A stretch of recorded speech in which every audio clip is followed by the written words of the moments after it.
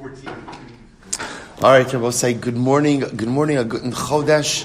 Let us begin by thanking all of our sponsors.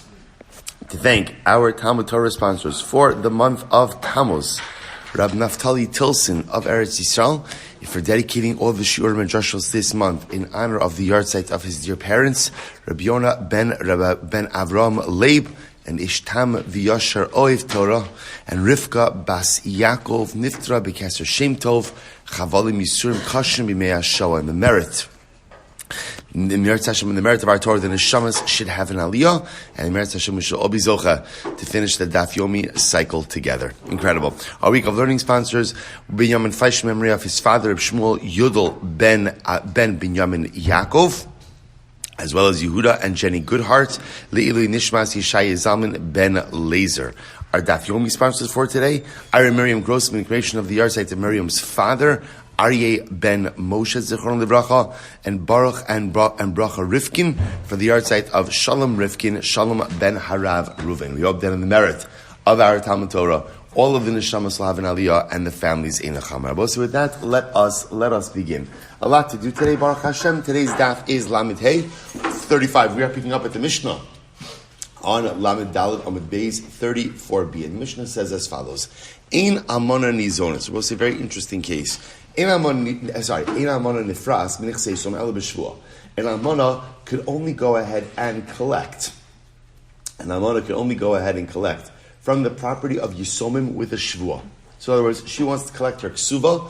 Ultimately, again, she could only collect from the estate with a shvua. Nimnu milashvia. However, at a certain point, they ultimately went. Now, I will say, what's the shvua? The shvua that she has to take is that she has not received any payment for her ksuva. So in other words, so Rachel is married to Ruvain. Ruvain dies. Rachel now wants to collect her ksuva from the estate. So the halacha is she has to swear that she has not received anything from the estate, ultimately in satisfaction of her ksuva, in order for her to collect. Fine. So nimnu milashvia. However, they stopped. Chazal stopped administering the shvua. We'll see why. So Rabbi Gamliel instituted instead that she should take a neder. In other words, what does it mean she should take a neder? That instead of taking a shvua, essentially what the Yisomim could do is they could impose upon her a neder. For example, that they could say to her, you have to vow that if you did indeed receive any payment from the estate in satisfaction of your ksuva, you'll be prohibited to eat fruit for the rest of your life. Something like that. So to impose an neder upon her. So the Gemara says, and if she takes the neder, ultimately she collects her ksuva.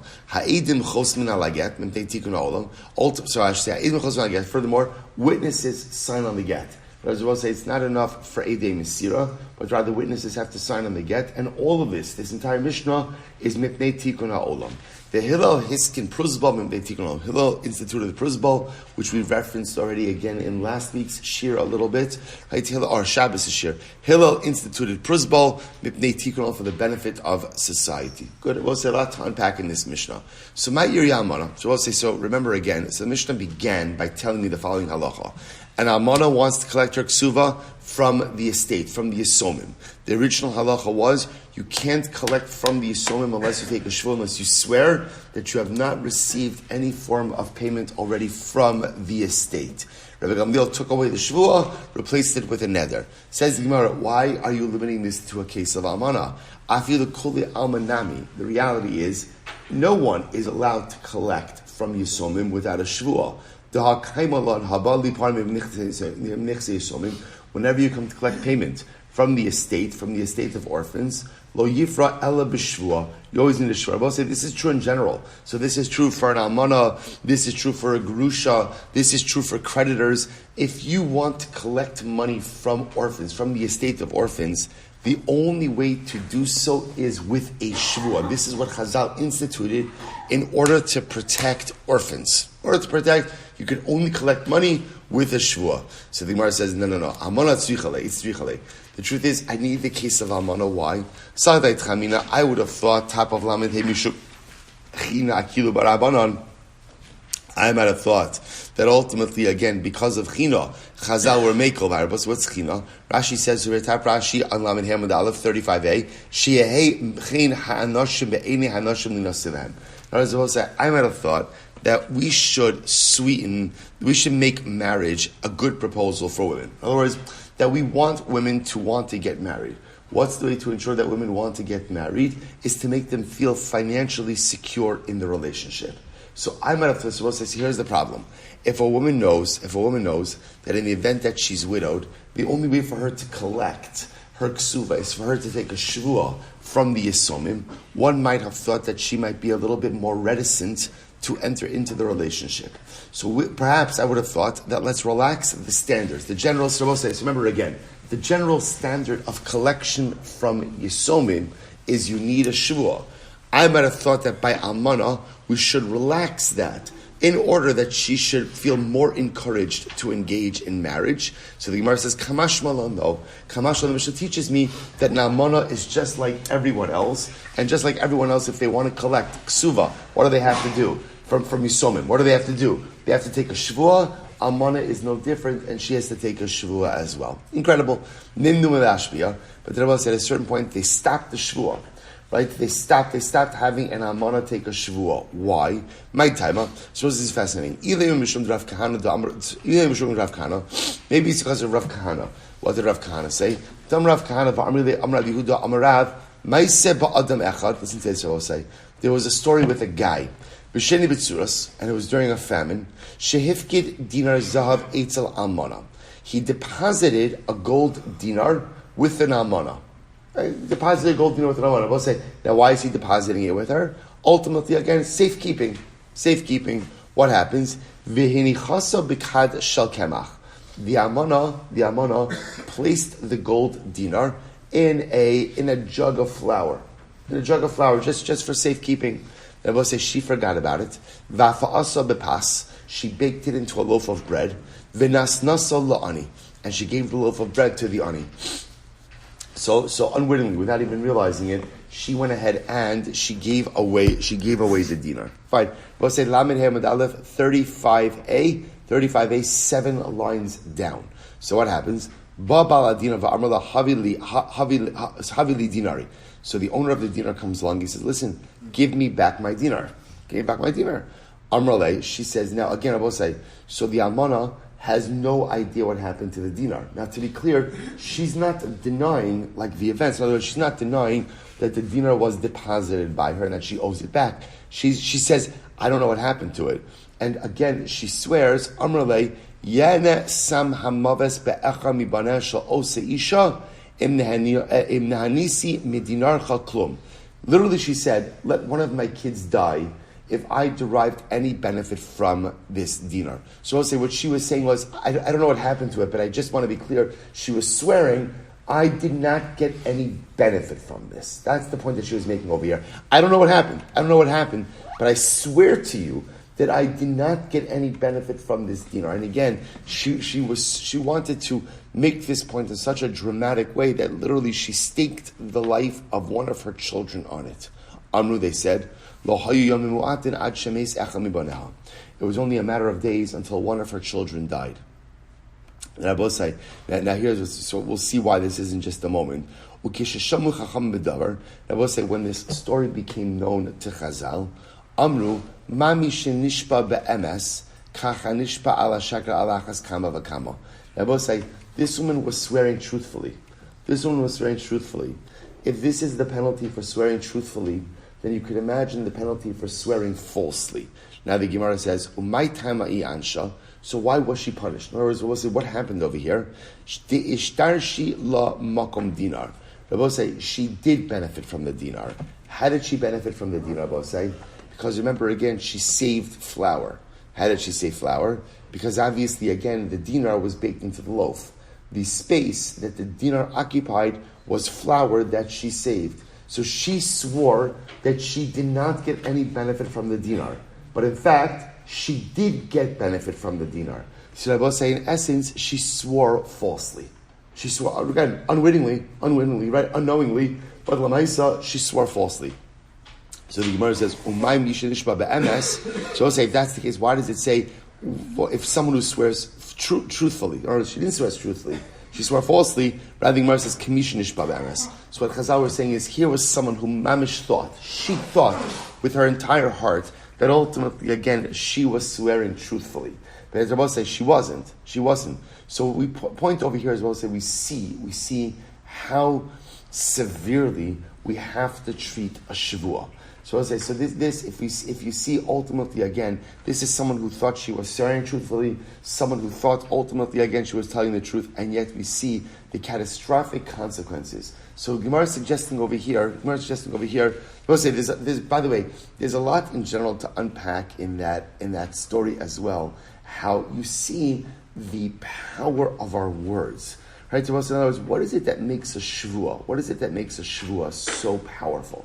Let's say what a shvua represents is a person says, the totality of my credibility is vested in my spoken word. That's what a shvua is. Right? The totality of my credibility is in this oath. So literally, the totality of my koach hadibor, of my power of speech, is in this statement. And if you abuse that, if you swear falsely, then I will say what it fundamentally does is it fundamentally erodes the totality of the truthfulness of your koach hadibor. That's the power of a shvua. Now I will say, because we see that there can be catastrophic consequences from a shvua, even when there is not an intention to lie, so perhaps that's why Chazal took out the shvua from the almana. That's what I'm suggesting. So maybe over here, we just don't want people taking shvuas. We just don't want people taking shvuas. So therefore, again, originally the halacha was, if an almana wanted to collect from the yisomim, ultimately, again, she has to take a shvua. But we see the catastrophic consequences of shvuas even when people are well-intentioned. So perhaps that's why they took out the shvua from the almana. If that's the case, my area almana feel grushanami. So say, if that's the case, then I don't understand.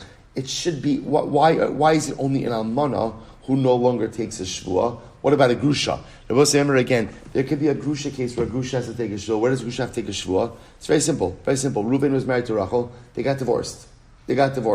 Now what happens? Reuven dies. Rachel still needs to collect her ksuva. Who is she collecting ksuva from? Who is she collecting it from? The yisomim. So I'll say, how does she collect the shvua? With an oath. So in other words, if that's the case, in other words, I hear this. What the Gemara is saying over here is maybe the reason Chazal stopped the concept of a shvua from Yisomim, maybe the reason they stopped it is because ultimately, again, the severity of shvua is too intense. But if that's the case, it's not just an almana who should no longer swear. Why don't we say anyone who has to collect from Yisomim shouldn't swear anymore? To which the Gemara says, we'll say, yeah, we see explicitly Rabbi Zera says, we will still administer a shvua to a grusha who needs to collect from the Yisomim. To which the Gemara says, I'll tell you, Shiny debahi hanad dekatarcha kame diasmi asmi laruye hetera. So I will say, this is very interesting. I will say, what are we concerned about over here? Right, at the end of the day, what do we? Right, let's go through the case. Right, Reuven's married to Rachel. Reuven dies. Rachel wants to collect her ksuva. What's the mechanism? Who does she collect ksuva from? Who does she collect it from? Yisomim, orphans. The original halacha was what I will say. No problem. You want to collect from Yisomim, shavua. You have to swear. So I say. So suddenly we're saying no. We don't want her to swear. What are we concerned about? I will say this fascinating. We're concerned as follows.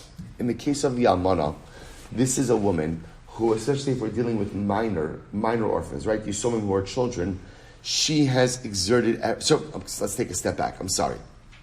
So in general, she wants to collect her ksuva from the Yisomim. Why does she have to swear? What are we concerned about? Right? We're concerned about previous collection. That's what we're concerned about, right? That maybe she was already paid, right? Maybe not in full. In other words, maybe during Reuven's lifetime, he went ahead and he gave her a bar of gold. And he said, Rachel, I love you. This is payment for your ksuva. Whole payment, partial payment. That's what we're concerned about. And now that Reuven's dead, what we have to be concerned about is Rachel trying to collect again from the estate. So a shvua is the mechanism by which we ensure she's not trying to double dip over here. So now we're saying we have to take out the shvua. We'll say why. By an almana specifically, what we're concerned about, we'll say, is that she's going to be what's called mora heter. We'll say, what does it mean, mora heter? Mora heter means you justify something to yourself. That she can say to herself, you know what? I did receive money from Ruvain during the marriage, but you know what? That was really money that I was entitled to because I take really good care of this family. Right? I take good care of this, which she is entitled to it. Right? In other words, I take really good care of this family. So therefore, that money, that wasn't ksuva money. That was hakaras hatov money. Right? That was gratitude money. That was family rearing money. That was the fact that I work, overtime on behalf of this mishpacha. But now I'm really entitled to my entire ksuva. So we'll say what we're concerned about is that she could justify the fact that even though she received money during the lifetime of her husband, she won't count that as ksuva, and she'll say, I'm really entitled to the ksuva in its entirety now. And what we're scared of is she'll convince herself of this and take a shvuah. Even though what? It's really a false shvuah. But people are capable of convincing themselves of all kinds of things and turning falsehoods into truths. Look at Rashi. Rashi says, Asya la urei hatera. Rashi says, Bedavra muat v'savua she'in piraon lo she'b'schar tircha not laso. Now we'll say, obviously this works best if, let's say, she received a relatively minimal amount of money during the marriage. She'll convince herself that wasn't ksuba, that was just ultimately against schar tircha, that was hakaras hatov money for everything I do for the family. So because we are concerned, I will say, by the way, I just want to point out, you see from here how we have the ability to convince ourselves of things that are simply not true. Well, see, we all do this. Right? You're right. You tell yourself something that's not true. In the beginning, I know that it's not true. And then something amazing happens, which is what? Repeat it enough times, right? Over and over, and create enough justifications, and suddenly it actually becomes true. And if you're really good, then over time, not only is it true, but what? It's a mitzvah. And not only is it a mitzvah, but if you're really good, it's a da'oraisa, right? And if you're really excellent, over time it becomes a halacha l'moshe misinai. In other words, I will say this is the power we have of justification, and it's so powerful that Chazal were actually concerned that a woman may come to take a shvuah based on this justification. And as the story pointed out before, that could have catastrophic consequences. As a result, Chazal went ahead and removed the shvuah, but dafka by Almana. See, I will say it's Almana who has this justification because she's involved in the child rearing, in the raising of the family, a justification that, let's say, the Grusha would not necessarily have. Incredible. So, Amar Yehuda, Amar Rabbi, so, Bar Abba, Ravu Shul Ritar Bayu, Lo Shana Al Bebezdin. We'll say, when do we say that we don't administer a shvuah to an almanah? That's only in Beis Din. I will say, a shvuah in Beis Din, Rashi points out, has what's called nikitas chevetz. You take an object, a ritual object, a sefer Torah, a pair of tefillin, and you swear over the object. However, aval chutz the Beis Din mashpia nosa. But outside of Beis Din, which is only what we call a shvuah dirabanan, ultimately, again, we can go ahead and administer a shvuah to an almanah. So we'll say Rav and Shmuel are suggesting that when Chazal said that an almanah no longer takes a shvuah, that's only a shvuah in a Beis Din, which is a shvuah over an object, which is a shvuah d'oraisa. But you can still administer to a shvuah d'rabbanah outside of Beis Din. Ini, is that so? V'ha Rav lo magbik suva sala armalto. Yet Rav would be unable to go ahead and collect the ksuva for an almanah. See, I will say what we're going to see is as follows. There apparently was a period of time between when they stopped administering a shvuah to an almanah and when they started with the neder of Rabbi Gamliel. Now I will say what happened during that time. This is actually incredible. An almanah would be stuck. She wouldn't get a ksuva. And I will say there's a way to remedy that. How do you remedy that? Give the almanah property during her lifetime, during the husband's lifetime, that is set aside for ksuva collection. Right? So we call that an apoteki. Right? An apoteki, apotehei kai. But again, so there was a point in time where ultimately, again, an almanah would be stuck. So Rav would not go ahead and collect the ksuva for an almanah. So kasha, that's the question. So Basar Masni Achi. Rabbi saying in Surah they had the following version. But Narda Masni Achi. So Narda said the following. Amar Yehuda Amar Shmuel. Lo Shana Al Beis Din. This is when do we say that you can't administer a shvuah to an almanah? That's only in Beis Din. Aval chutz the Beis Din, but outside of Beis Din, mashpia nosa, you could administer a shvuah first. So I'll say, so again, in this version, the Narda version, they said, when do we say that we do not allow an almana to take a shvuah, based on the fact that we are concerned she's going to lie, based on her personal justifications? That's only a shvuah d'oraisa in Beis Din. But we can administer to her a shvuah midrabanan outside of Beis Din. Rav says, Afila Beis Din nami mashbi'inosa. Rav says, no, you can't even give her a shvuah outside of Beis Din. The Gemara says, Rav Latame, Rav goes according to his reasoning, the Rav lo magbik ksuva la'armalta. Rav would not collect the ksuva for an almana, because Rav felt there is no way, there is no mechanism. Once we stopped allowing an almana to take a shvuah, unfortunately, she is unable to collect her ksuva. But Gemara says, 1 second, but 1 second, but we just said, why not have her take a neder? In other words, Rabbi says the Mishnah said, fine, we can't, Rabbi said, let's just trace the progression of the halacha. What's the first step of the halacha? The halacha is, if you want to collect from Yisomim, you need to take a shvuah. Why do you have to take a shvuah? Why? It's yasam protection. It's orphan protection. Rabbi said, remember again, this goes back to the idea that orphans don't know the matters of the estate of their father. Right? So what happens? You got people knocking on the door saying, your father owed me money. So again, Yisomim don't know. So Beis Din, in order to protect the interests of the Yisomim, say, if you want to collect from Yisomim, you need to take an oath. They both say that applies to everyone. So that which means now, Reuven was married to Rachel, Reuven died, left behind an estate, Rachel wants her ksuva, so what does Rachel need to do? Shvuah. Okay? Then Chazal stepped in and said, no, Almana, you can't take a shvuah. You can't take a shvuah. Why do we prevent the almana from taking a shvuah? Why? Apparently, a heightened probability of her lying. Not intentionally lying, but justified lying. Justified. And apparently, there was such a significant concern that Chazal felt the need to legislate. But 1 second. But say, now what's our problem? What's our problem? An almana can't collect her ksuba. No, we have an answer to that. What's the answer? Neder, that essentially the Yisomim or the estate can impose a neder upon the almana. Almana, you have to vow that you will never get benefit from bread again if you went ahead and received any money from your ksuba. Okay? So I will say, so now you have a mechanism that allows her to collect ksuba, but also allows the estate to know that she hasn't gotten paid anything. So the Gemara says, so now let's go back to our case. The Gemara says, Rav would not allow an almana to collect her ksuba. Why? Because since she couldn't take a shvuah, he wouldn't let her collect. But says the Gemara, well, I don't understand. V'li adrei, v'ligbei. Rav, let her take a neder. Okay, you don't want to let her take a shvuah, that's fine, but let her take a neder, and as a result of the neder, she could collect her ksuba. B'shani derav kili nidrei. In the years of Rav, in the time of Rav, people treated nedarim very lightly.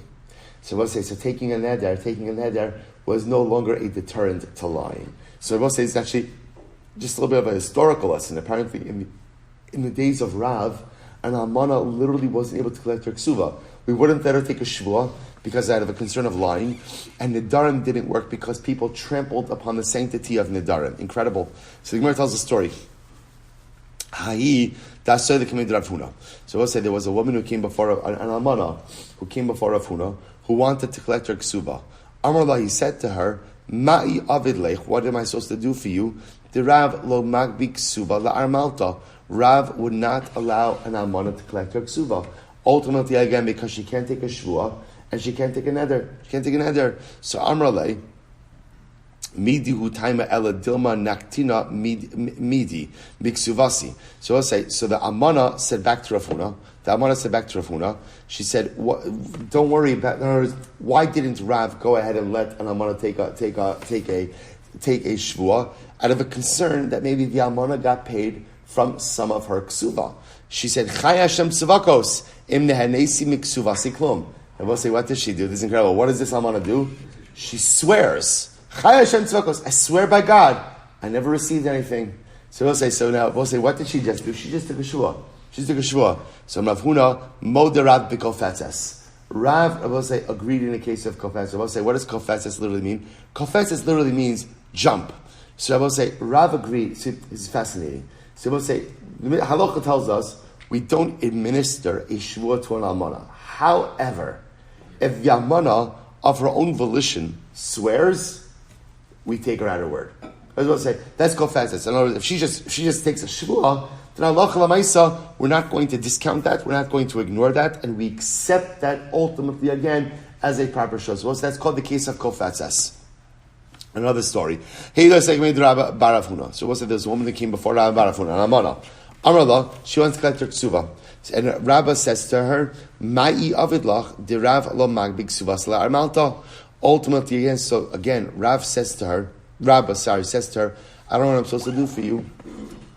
After all, again, Rav did not allow an Amana to collect the ksuva with a shua. Furthermore, Va'abamari lo miagbi ksuvas la armalta. And Abamari also didn't allow collection of a ksuva. Amrullah, she said to him, fine, havli mizoni. So we'll say, so the Almana says to Rabba,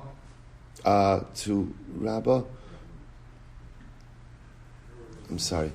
Rabba. So ultimately, again, so the Almana says to Rabba, fine, if you're not going to give me my ksuva, give me mizonos. Right? In other words, I want to remember again, an Almana is entitled to support from the estate. Right? So she says, fine, if you're not going to give my ksuva, give me mizonos. Amrullah Rabbi says to her, no, I can't give you mizonos either. Why? Rabbi Shmuel hatovas ksuvas beis din ein la mizonos. Once a woman claims her ksuva in beis din, she loses the right to support. I will say the logic behind it is as follows. It's actually very interesting. In general, a woman would only claim her ksuva when she was ready to get remarried. So I will say, from an almana perspective, there's no need to collect your ksuva when you have no intention of getting remarried. Why? Because you receive support. You're receiving mizonos. You're getting supported anyway. Right? The only time a woman claims ksuva is when she wants that lump sum payment because she's getting remarried. And when she gets remarried, anyway, mizonos start. So I will say there's an interesting halacha. Therefore, once a woman claims her ksuva in beis din, so mizonos stops. So I will say, now watch this. So now this almana comes to Rabba. She says to him, I want to get my ksuva. He says to her, I'm sorry, I can't help you, because again, Rav said an almana can't go ahead and take a shua, and also in the days of Rav, a neder wasn't effective either. So he says, I'm so sorry, I can't help you. She says, fine, so give me mizonos. He says to her, can't give you mizonos either, because you just claimed your ksuva in beis din. So Rav says, she didn't take this well. Amrale, afchua lekorsei, your chair should be overturned. And we'll say your chair should be overturned is a euphemistic way of saying you should die. You should die. Why? Because kebeit shrei avaratali. You're being machmir on me in two ways. I would say, in other words, this poor woman, she's saying, "What are you doing? What are you doing, Ram?" I said, "Now you're putting me at a dead end. So now I can't get my ksuva, and now I can't get mizonos. So where am I supposed to get support from?" So I'll say, so essentially when she says you should die, what she's saying is what should happen, what you're sentencing me to should happen to you. I'm going to die, right? I have no money. I have no ksuva. I have no mizonos. So if this is what's going to happen to me, the same thing should happen to you. So we'll say, when the Talmidim of Rabbah heard this, afchua lekorsei v'tirtzua. So we'll say ultimately what the students did, we'll say, right after hearing this call, after hearing this curse, they took his chair, they overturned it, and then they turned it back over. As we'll say, so Rabbi Barbachana just got a very serious call, a very serious curse from this woman. So they tried to find actualization of the curse by actually turning over his chair. Right? So they turned it over, and then they turned it upright. Nevertheless, Rabbi Barbachana did not escape illness. Let's say, by the way, you begin to see a theme over here also of the power of words. The power of words. The power of a shua. The power, ultimately, again, of a klala. Power of words. Amrali Rabbi Yudel Rabbi Yabira. You also see over here that when the posek paskins halacha, how there is a need to do so with sensitivity for the petitioner. Right? I will say it is the job of the Rav, or the job of the posek, ultimately, to find an eitzah. It's always easy to say asr. Right? Asr is always easy. And sometimes the answer is asr. But even when the answer is asr, ultimately, again, there has to be a way to help the person navigate forward. That is the responsibility, ultimately, again, of the Rav, of the posek. Again, my answer might be asr, but then figure out an eitzah for this. And the frustration of this woman in this situation was, you're not helping me. Okay, fine, I can't do this, I can't do it, but what can I do? Where is my support supposed to come from? And as a result of feeling that ultimately, again, every single door is just simply being shut in her face, so she becomes frustrated. I will say people say sometimes very terrible things in moments of frustration, but she's saying essentially, you've relegated me to death. So if that's what's going to happen to me, that's what should happen to you. Very profound story. Well, listen to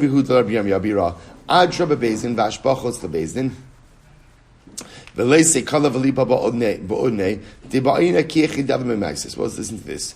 Rabbi Yehuda said to Rabbi Yirmiyah, here's what I want you to do. Here's what I want you to do. If an almana wants to collect her ksuva, here are the ways she can do so.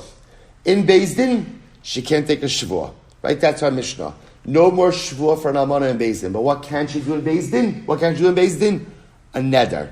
So she can either take a neder in Beis Din or she can take a shavua out of Beis Din. Abba says what we said before. What does it mean out of Beis Din? Let's remember again, a shavua out of Beis Din is what type of shavua? What type of shavua? A shavua midrabanan. Right? Remember again, what the Mishnah said is, a woman, an almana, cannot take a shavua in Beis Din to collect for her ksuva out of a significant concern that she is going to lie. She's going to lie. So therefore, again, in Beis Din, she could avail herself of the mechanism of Rabbi Gamliel to take a neder. Take a neder that she has not received any payment.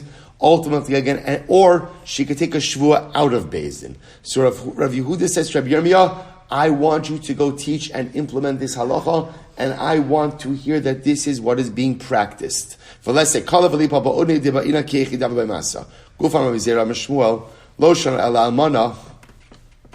we'll say, so based on what we're saying right now, an almana has two ways in which she could collect her ksuva from the yisomim. If she's collecting in Beis Din, she could take a neder. Right? She could say, I vow never to eat bread again if I received any prepayment for my ksuva. And then we allow her to collect. Outside of Beis Din, where it is quote unquote only a shvuah d'Rabbanan, not a shvuah d'oraisa, she can even swear that she did not receive any form of prepayment, and that would allow her to collect the ksuva. Fine.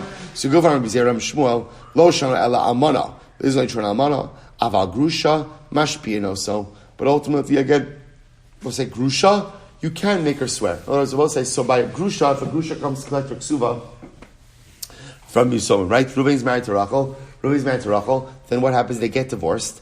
And what happens? Before Rachel gets a chance to collect her ksuva, Reuven dies. Now Rachel shows up in Beis Din, and she wants to collect her ksuva. What's the halacha? We could administer an oath to her. Now we'll say, what's the logic of that? The logic seems to be that it's only an almana who will justify prepayment as non-ksuva payment, as schar for also being betapel, taking care of the kids all of these years since her husband died. A grusha doesn't have that level of justification, and therefore when a grusha shows up in Beis Din, and wants payment for a ksuva, we allow her to go ahead and swear. So the Gemara asks, "Ugrusha dadrolo." So we'll say this sounds like what you're saying is that administering a neder to a grusha would not work. But is that true? But they sent from there, plonisa bas ploni, so-and-so, the daughter of so-and-so, kabilas kita minyada da achar bahedja, received the get from achar bahedja, the miskeri ayamari, who's also known as ayamari. That's a shout out to yesterday's daf, right? Also known as ayamari. V'nadart v'asart perisha ba'olam Allah, to lo kabilas miksuvasa. So we'll say what happens. She came to Beis Din. She got a get. She came to Beis Din. She wanted to collect her ksuva. What did we do in Beis Din? She took a neder, and she said essentially, all the fruits in the world should be usher to me if I received any form of prepayment for my ksuva, besides glufkara echad, one coat, v'sefer tehillim echad, and one sefer tehillim, v'sefer Eov, and a sefer Eov, u'memshalas beluim, and a worn out sefer mishlei. I will say Amud Beis, v'shamnum b'chamisha mana. And ultimately, again, the value of all of those items was 5 mana. So we'll say, so essentially what she's doing over here is this grusha is saying, I did receive some things. Right? I got a coat, I got a Sefer Tehillim, I got a Sefer Eov, I have a worn out Mishlei. Right? So these are all items that I did receive as forms of prepayment. They evaluated those amounts. It came out that it was 5 mana. And when this woman comes before you, allow her to collect the rest of her ksuba. Now I will say, what's happening over here? This is a case of a grusha, a case of a divorcee. And how is she collecting her ksuba, the remainder of her ksuba? With a neder. So what do you see from here? You see from here that neder doesn't only work for almana, but neder also works for grusha. Ravashi, hahu get yavmin hava. No, I will say, that was a get yavmin. That was a yibum case. That's what it was, a yibum case. I will say, this was a case of where the woman in question was waiting for yibum. And one of these surviving brothers gave her a get. And I will say, what's the halacha ultimately again when a yavama gets a get? I will say, what happens when a yavama gets a get? A get doesn't do anything. But midrabanan, what it says is, you can no longer do yibum. That's what a get does. Because remember again, by yibum, you either do yibum or chalitza. Those are your options. There's no get. So midrabanan, if one of the surviving brothers gives her a get, what that does is that shuts down the possibility for yibum and mandates chalitza. We'll say that's the case over here. Therefore, again, this is actually a case of a widow receiving payment for her ksuva, and that's why, again, the neder worked. So I will say, so bottom line, what the Gemara seems to be coming out with is like this. That Na'amana here, so I will say, let's just trace very quickly, let's trace what we know. What I know is, in general, if you want to collect from Yisomim, you can only do so through a shvua. Therefore, again, when Reuven is married to Rachel, Reuven dies, Rachel wants to collect her ksuba from the estate of her late husband, should require a shvua. Chazal stepped in and said, Na'amana can't take a shvua. What are we concerned about? That she's going to justify lying on the shvua. That maybe she did receive prepayment for the ksuva, but she's going to say that wasn't ksuva money, that was child-rearing money, that was akaras hatov money. And she's going to justify taking an oath saying she never received ksuva payment, when in fact she did. So what do we do for her? We take shvua off the table. What did Rabbi Gamil replace it with? Neder. She could vow, I will prohibit bread for the rest of my life upon me if I received any level of prepayment for the ksuva. And if she takes that vow, will pay her out. One more piece the Gemara seems to introduce is another possibility is she can also take a shvua where? Outside of basin. Because that's a shvua midrabana. Good, let's go weiter. His Rabbi Gamliel is like she take no dares. Rabbi Gamliel is like an institute that she should take a neder. So Amar Rav Huna lo shana ela b'shalom nises. Oh, we'll say, watch this. When do we say that a neder works for a collection of her ksuva? That's only if she did not yet remarry. Aval nises in madirin also. But ultimately, I will say, if she got remarried, so then ultimately a neder is not going to be a valid mechanism for her to collect her ksuva from her first marriage. Why not?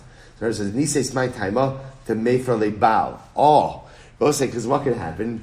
Watch this. I will say, now she's going to show up in Beis, right? So Rachel was married to Reuven. Reuven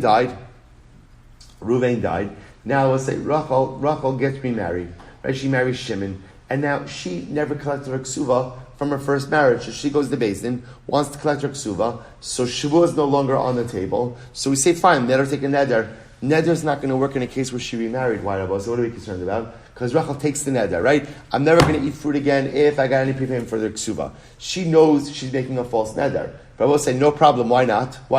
She goes home to Shimon, and her husband can revoke the neder for her. So neder is only effective if she has not remarried. But if she's remarried, ultimately neder won't work. So if that's the case, kilo nises nami lechimin saba mefer labal. So I'll say, but one second, you can say the same thing. In other words, even if she's not married now, shouldn't we be concerned that when she does get remarried, or if she does get remarried, or when she does get remarried, husband could be mefer the neder then? To which the Gemara says, no. So we learn this in habal mefer bekoldman. We'll say a husband doesn't have the ability to annul nidarim that his wife took before their marriage. He only has the ability to annul nidarim that took place during their marriage. Shouldn't we be concerned about, say, even in a case where she didn't get remarried, that there's still a possibility of revocation? After all, we'll say, what could she do? She can go to a Talmud Chacham. And Talmud Chacham ultimately again could go ahead and revoke the neder for her. Because we hold that what? That before a woman has the neder revoked, what does she have to do? She has to explicitly detail the neder. So we'll say, she's going to show up to the Chacham, She's going to say, right, just play out this scene. She comes to the Chacham. Chacham says, yes, how could I help you? She says, I'd like to have a neder annulled. Right? He says to her, no problem, what's the neder? She's going to tell the neder, and what is he going to say? What is he going to say? Sorry, I can't help you. I can't annul that neder. So because she has to articulate it, therefore, again, she's never going to get annulled. Rav Nachman Amar Afilu Nises. So we'll say, the truth is, Rav Nachman says, even if she got remarried, halacha l'maisa, you can go ahead and have her collect her ksuba with a neder. Nises vaday mefer labal. But we'll say, we just said before, that a neder is going to be ineffective. Why? Because she could take the neder, then I will say, what could happen? Her husband could annul it for her. So how is that a mechanism to ensure that she's not lying about having received prepayment for a ksuva? To which the Gemara says, "Demadrina le'berabim." Very interesting. We'll say, what do we do? We administer the neder in public. Rashi says, "Berabim noderes bifnei asara v'kasavar neder shehoda berabim ein lo hafara." I will say we administer this neder in public. Public means over here in front of 10 people. And this particular opinion holds, I will say that a neder that is done publicly has no revocation. Meisvei, so I will say, Meisvei, Nises, Govek, Suvasa, Im Nadra. So I will say the Brisa says that what? If a widow remarries, or for that, right, if someone remarries, ultimately again she could collect her ksuva if she makes a neder. My love, Nadra Hashta, is it not saying that she's making a neder, I will say, after she's gotten remarried? And you see from here that halacha l'maisa, it works to go ahead and make a neder even once she remarries. To which the Gemara says, Lo de nadra me'ikara. No, what's the case? I will say, the case over here is halacha l'maisa, she made the neder before she got remarried. So v'hatanya nises noderes v'govek suvasa. So I will say, but it says over here, it says in the Brisa, that if she remarried and takes a neder, she can collect her ksuva. To which the Gemara says, Tanaihi. So I'll say, ultimately, here's the machlokes. So I'll say, so we're dealing with a very specific case over here where, halacha l'maisa, right? Rachel was married to Ruvain. Ruvain died. So I will say, so now we've already established, right, before she gets married, she can't take a shvuah, but she cannot take a shvuah, but she can take a neder. Then I will say, the shaila is, she remarried. What options does she have for ksuva repayment? So, ksuva payment. So I'll say, what's our concern? So I'll say, no problem, just let her take a neder. What's our concern? I will say, what's our concern if she takes a neder? Her new husband number 2, can revoke the neder. So I will say, so reality, the Gemara says, Tanaihi.